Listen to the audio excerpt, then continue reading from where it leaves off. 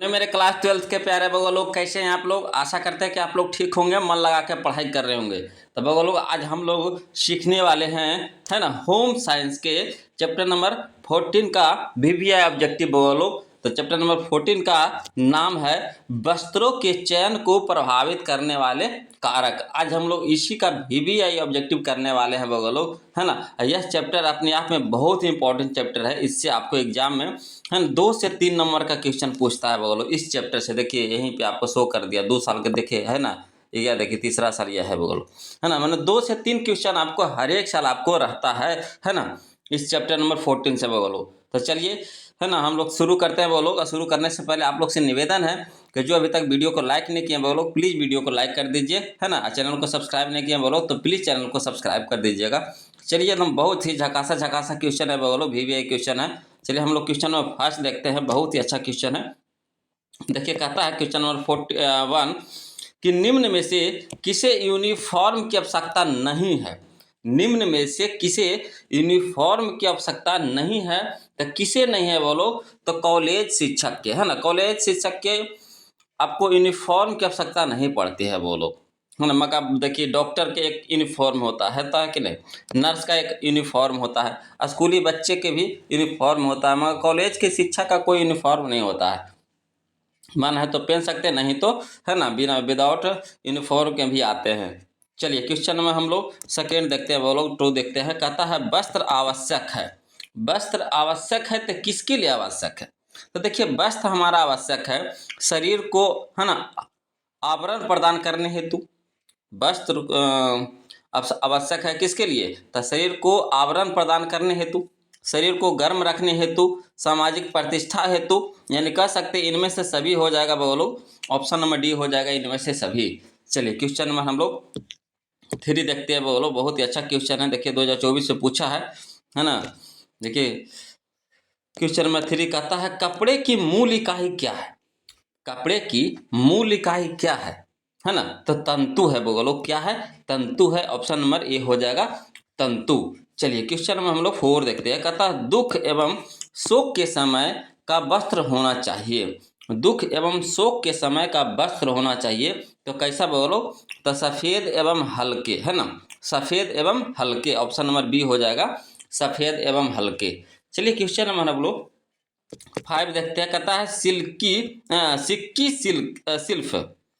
सिक्की शिल्प में किसका प्रयोग होता है ना। सिक्की शिल्प में किसका प्रयोग होता है, तो बोलो घास का प्रयोग होता है। ऑप्शन नंबर ए हो जाएगा, घास, है ना।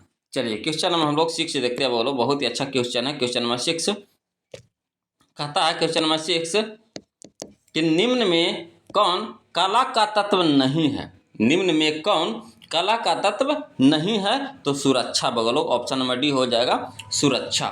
चलिए क्वेश्चन में हम लोग 7 देखते हैं। कहता कपड़ों को सुखाने की सर्वोत्तम विधि है।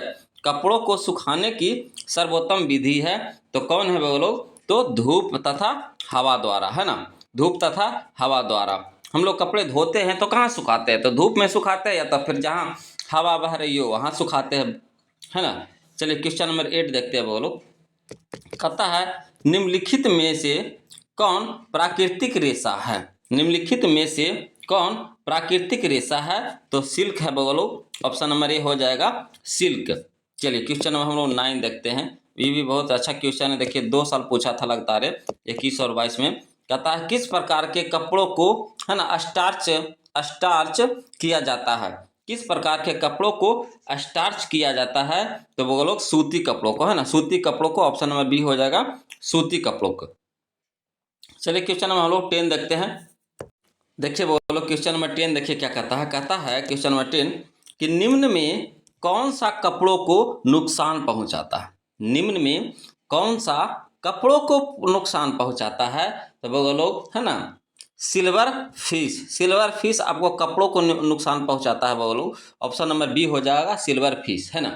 चलिए क्वेश्चन में हम लोग 11 देखते हैं। कहता है वानस्पतिक, है ना, वानस्पतिक दाग धब्बों को किस माध्यम द्वारा हटाया जाता है ना। वानस्पतिक दाग धब्बों को किस माध्यम के द्वारा हटाया जाता है, तब वो लोग यहाँ पे ऑप्शन के हिसाब से आपको हो जाएगा, है ना, बोरेक्स इसके द्वारा भी हम लोग दाग धब्बे को हटाते हैं, अमोनिया के द्वारा भी, वाशिंग सोडा के द्वारा भी, यानी कह सकते हैं इनमें से सभी हो जाएगा वो लोग। ऑप्शन नंबर डी हो जाएगा, इनमें से सभी हो जाएगा। चलिए क्वेश्चन नंबर हम लोग 12 देखते हैं वो लोग। ये भी अच्छा क्वेश्चन है, देखिए 2 सवाल तारे पूछा है ना। कहता है कि जंग का धब्बा है, क्या है बोलो? तो खनिज धब्बा है ना। जो जंग का जो धब्बा होता है उसको हम लोग बोलते हैं खनिज धब्बा, है ना। ऑप्शन नंबर बी हो जाएगा बोलो।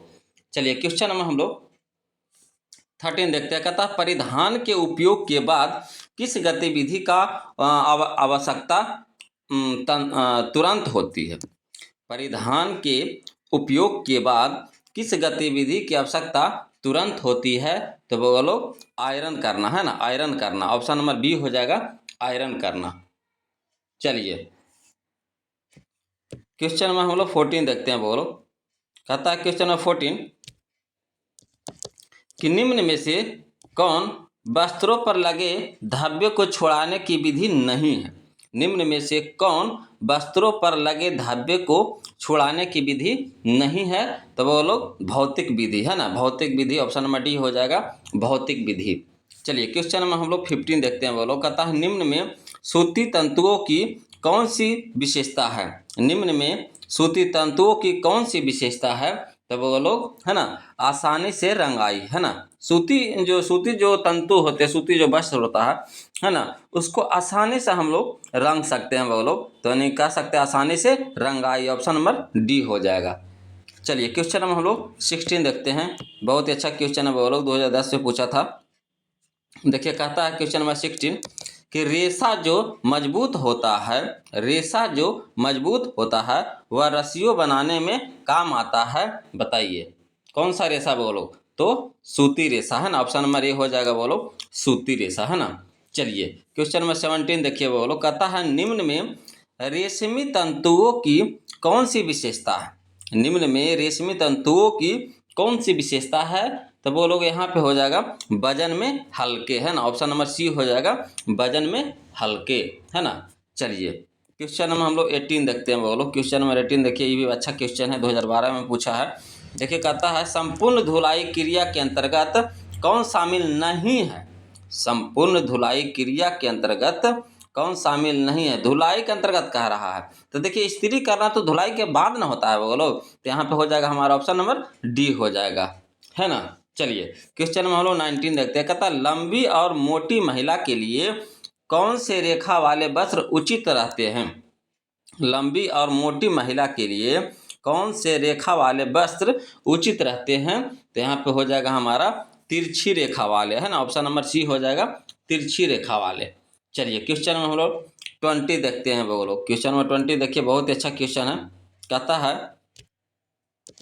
भारी वक्ष वाली महिलाओं को कौन से रेखा वाले वस्त्र पहनना उचित रहता है? भारी वक्ष वाली महिलाओं को कौन से रेखा वाले वस्त्र पहनना उचित रहता है? तो बोलो लंबी रेखा वाले, है ना। ऑप्शन नंबर डी हो जाएगा, लंबी रेखा वाले। चलिए क्वेश्चन नंबर हम लोग 21 देखते हैं। बोलो कहता है वस्त्र से संबंधित किस गतिविधि की आवश्यकता तुरंत होती है? वस्त्र से संबंधित किस गतिविधि की आवश्यकता तुरंत होती है? तो यहाँ पे हो जाएगा बोलो हमारा धब्बा छुड़ाना, है ना। ऑप्शन नंबर सी हो जाएगा, धब्बा छुड़ाना, है ना। चलिए क्वेश्चन नंबर हम लोग 22 देखते हैं वो लोग। क्वेश्चन नंबर 22 देखिएगा, बहुत ही अच्छा क्वेश्चन है। कहता है क्वेश्चन नंबर 22 ऊन के रेशे में होता है, ऊन के रेशे में होता है तो क्या होता है बोलो? ऊन के रेशे में तो आपका कार्बन होता है ना, ऑक्सीजन होता है, नाइट्रोजन होता है, यानी कह सकते हैं इनमें से सभी हो जाएगा। ऑप्शन नंबर डी हो जाएगा, है ना। चलिए क्वेश्चन में हम लोग 23 देखते हैं। कहता है निम्न में से किस रेशे से सूती वस्त्र का निर्माण होता है ना। निम्न में से किस रेशे से सूती वस्त्र का निर्माण होता है? तो यह हो जाएगा बोलो कपास पौधे से, है ना, कपास पौधे से। ऑप्शन नंबर डी हो जाएगा। चलिए क्वेश्चन में हम लोग 24 देखते हैं। बोलो यह हमारा आज का इस चैप्टर का लास्ट क्वेश्चन होगा, है ना। तो इसको देखने से पहले आप लोग से निवेदन है बोलो कि जो अभी तक वीडियो को लाइक नहीं किए हैं प्लीज़ वीडियो को लाइक कर दीजिए, चैनल को सब्सक्राइब कर दीजिएगा बोलो। और किसी भी प्रकार का कोई भी दिक्कत है परेशानी होगा तो प्लीज़ कमेंट कीजिएगा। कहता है सुजनी सुई शिल्प किस राज्य की शिल्प है ना। सुजनी सुई शिल्प किस राज्य की शिल्प है? दिया है बगल लोग आपका बिहार की है, ऑप्शन नंबर सी हो जाएगा बिहार की, है ना। तो ये था बगल लोग आज का हम लोगों का चैप्टर नंबर 14 से 24 क्वेश्चन का ऑब्जेक्टिव बगल लोग, है ना, वीवीए ऑब्जेक्टिव। कमेंट करके बताइए बगल लोग कि वीडियो कैसा लगा, है ना। आज के लिए इतने रखेंगे, फिर मिलते हैं हम लोग अगले वीडियो में। तब तक के लिए जय हिंद।